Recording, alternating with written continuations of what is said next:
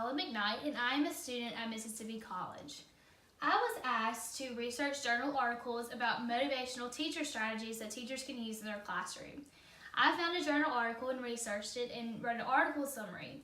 The title of this journal article was Motivational Teacher Strategies, the Role and Beliefs of Contextual Factors.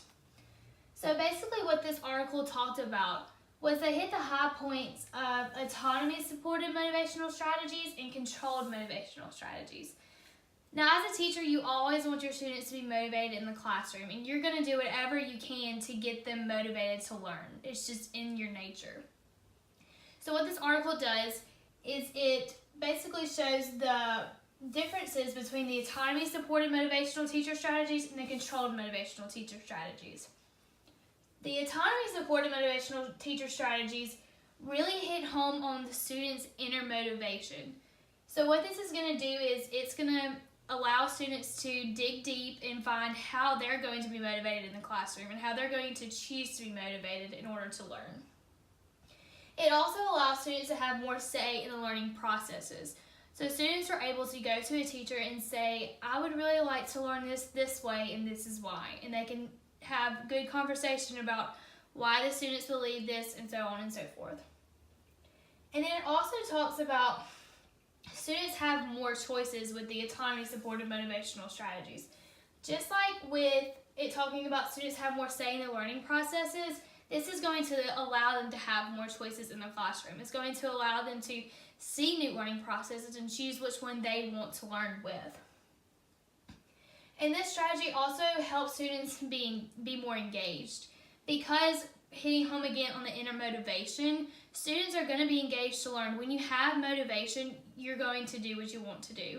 And that, in this case, is going to be in order to learn. So students are going to be way more engaged with this motivational strategy. The other motivational strategy that this article talked about was the controlled motivational strategy. This one makes students act, think, or feel a certain way. So this is where a teacher is going to come alongside of a student and say, we're going to learn this today, this is how we're going to learn it, why we're going to learn it, and that's it, point blank. Students don't really have much leeway in this motivational strategy as much as they do in the autonomy-supported one. And with the control, it also overrides the students' own perceptions. This kind of goes without saying, but because the students are made to act, think, or feel a certain way, their own perceptions and thinkings are going to be overridden by the teachers, basically. Is the teacher's way, so forth and so on. Because this motivational strategy really doesn't have much room for motivation because it's basically a student is being told what to do and when to do it, this strategy uses rewards.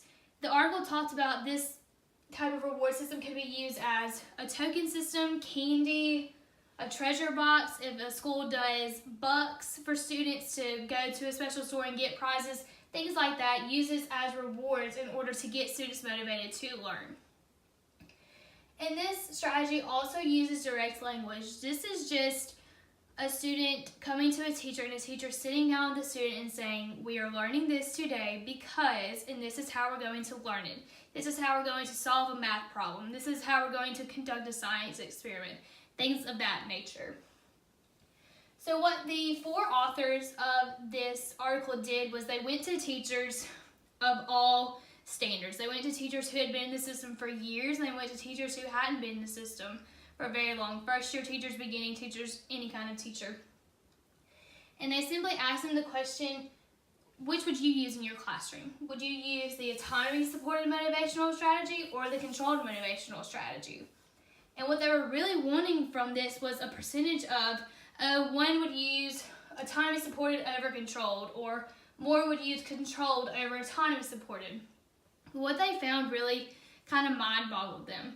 It showed them that basically it just depends on a teacher's beliefs and how a teacher feels that students are best motivated. They had research showing that some teachers liked autonomy-supported better. They felt like they would use that more. And then they found research that showed, I would definitely use the controlled.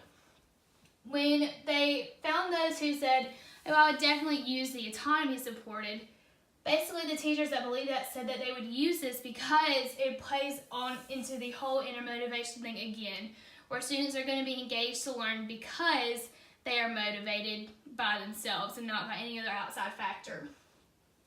And then when talking to the teachers who said, oh, I believe that I would choose the controlled motivational strategies in my classroom, they basically said this because they think that things should be taught a certain way, and then when students reach that, they can be rewarded, and they can have that direct language with the teacher and say, okay, I understand why we're doing this. And they just believe that things should be taught a certain way at a certain time, and that's what they believe. I had never known either or of these motivational strategies. I didn't know about the autonomy supported or about the controlled at all. So this really opened my eyes as to all the many motivational strategies that can be used as a teacher. But what the article did was it really just homed in on it's not going to depend on percentages or numbers of teachers. It's going to depend on how a teacher chooses to use these strategies, how he or she wants to go about teaching their students in their own classroom. As a teaching student myself, I can see where I would definitely use both of these strategies in the classroom. And that was another main point that the article pointed out was some teachers said, well, I can see myself using both. I can see myself in some cases using autonomy supported. And then in some other cases, I can see myself using controlled motivational strategy. So both of these strategies can be used at many different times and points in a classroom, in a lesson, anything of that nature. But basically what it boiled down to was, again, a teacher is going to teach how they best believe their students are going to be able to learn and feedback and have motivation in order to learn. And that's just going to play on whatever motivational strategies they believe is going to work best in their classroom. But I really learned a lot from this article. I feel like I have stepped into a new world of motivational strategies that I'm going to be able to use in my own classroom someday. So I'm very thankful for the information. But that's all for today. Thank you so much.